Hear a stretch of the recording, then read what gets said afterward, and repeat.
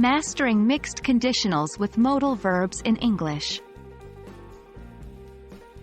Hello, language learners.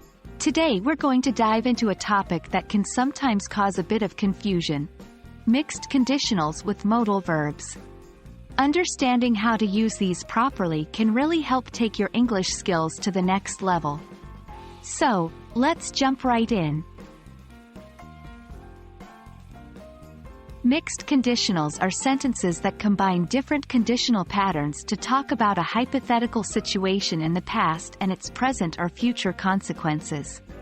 For example, we can say, if I had studied harder at school, past unreal condition, I could be in a better job now, present unreal result. The tricky part is correctly integrating modal verbs into these mixed conditionals. Modal verbs are a type of auxiliary verb, such as can, could, may, might, must, shall, should, will, and would.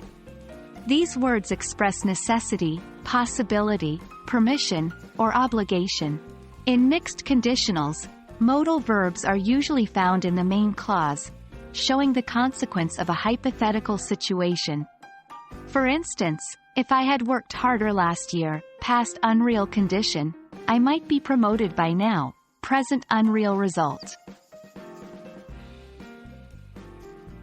One common mistake is using the wrong form of the modal verb in the main clause.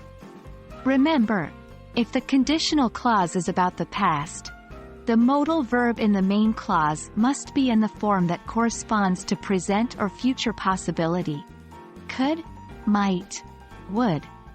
For example, the sentence, if I had saved more money last year, I can buy a new car now, is incorrect.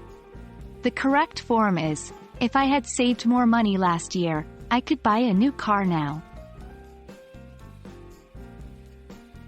Now that we've covered the theory, let's try some exercises.